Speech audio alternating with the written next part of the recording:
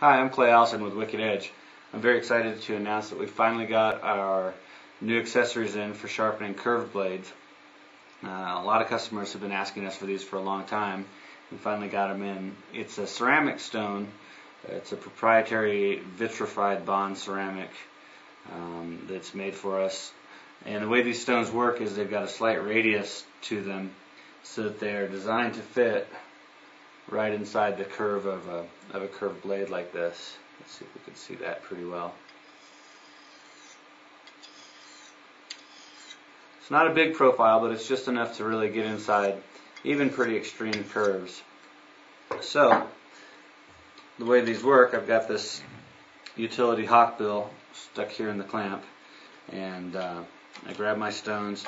They come coarse and fine. The first side is I would say it's labeled coarse. It's really more of a medium grit, around 400, and then the fine side is about 600.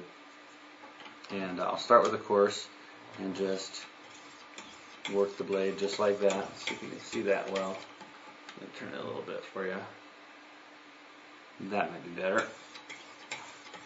Now, I'm showing it going away right now, but I can also bring it into the blade just like that. Or I can come in from the heel towards the tip, or I can come up and away this way, that way, make a series of strokes. It's really up to the user what kind of technique they want to use.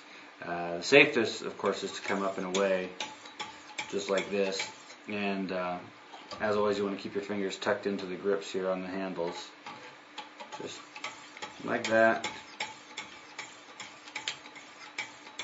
And then switch grits.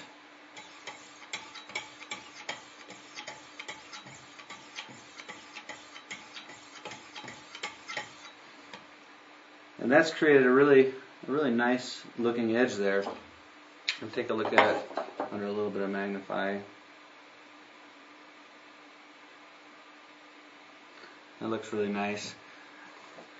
The reason we didn't go finer than the 600 ceramics with these curved blades is because we didn't want to duplicate what our strops are already capable of doing, and they fit right into the curve of any of these hawkbills or the recurve blades that we've tested just great. So now I've got the regular strops that we've been selling for a long time. On this side they've got a 14 micron diamond paste, and on this side a 10 micron diamond paste, and I just go right after it like this.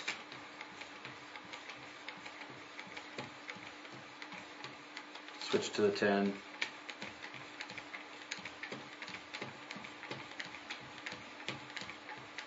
And then depending on just how much polish I want, I can go ahead and go to these, which are the 5 micron and 3.5 micron strops. So I'll throw these here in the clamp.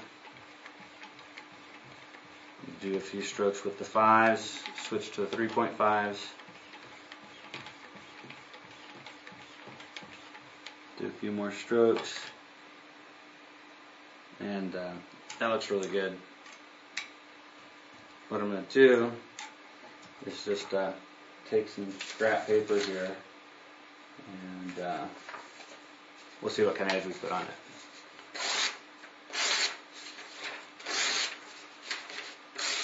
it. Okay, so it's really sharp and cutting right through that paper nice and easily. And of course, a blade like this is designed to cut things that are a little bit tougher than paper. So what I've got here is, let's see if I can get this so we can really see it well. This is a big Wicked Edge box. It's a pretty tough, it's actually our master carton that everything ships inside of, and these are designed to hold up to a lot of abuse. It's a corrugated triple wall cardboard, so it's nice and tough, and we'll see how this blade does with this.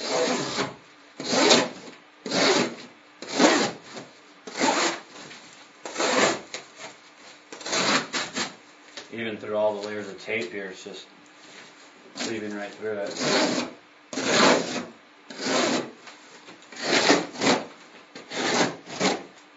Of course, you don't want to hit those metal staples, but it's just going right through it. and we're even actually hitting the back folds of extra flaps of cardboard in there as we're going through.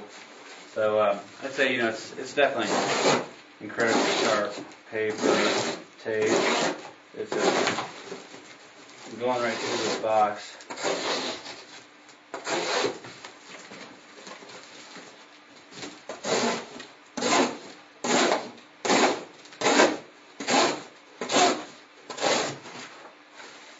Yeah, I think I'm pretty satisfied with this result that we're getting here.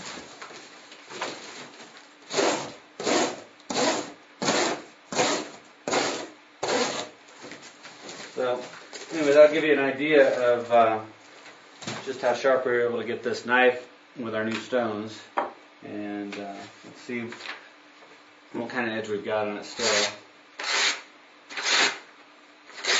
Okay, so that's a great example of what we want to demonstrate, which is a well-formed edge will go right through something tough like all that cardboard, and it'll still be able to come back and come right through the paper.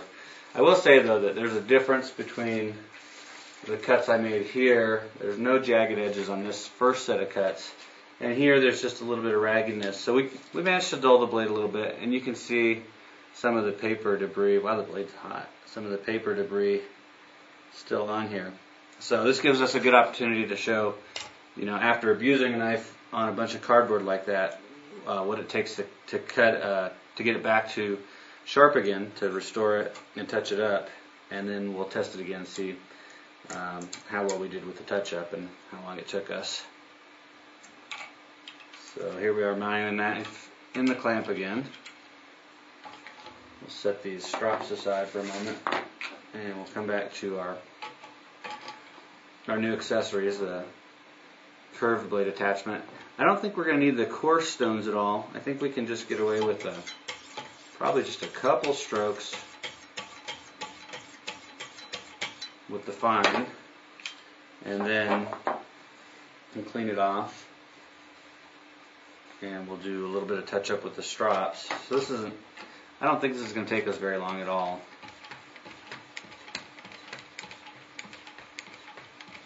Switch grits.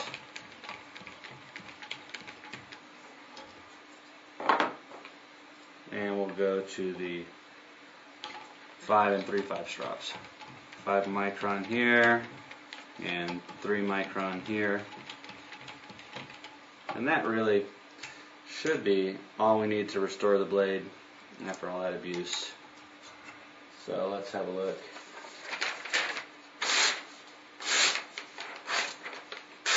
Yeah, this is great. Now the cuts are nice and clean again. There's no paper fiber on the blade. And it's just going right through.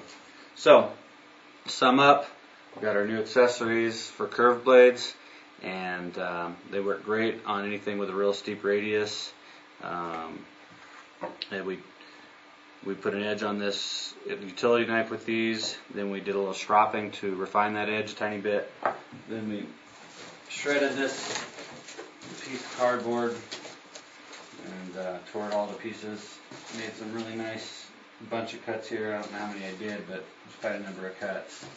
And then we touched it back up and got it back to razor sharp in a couple seconds. So anyway, that's our new accessory. We're real excited. We've got them on our website, and they're just in with the rest of the accessory stones that we sell. And if you've got hawkbills or recurves, this is a stone for them.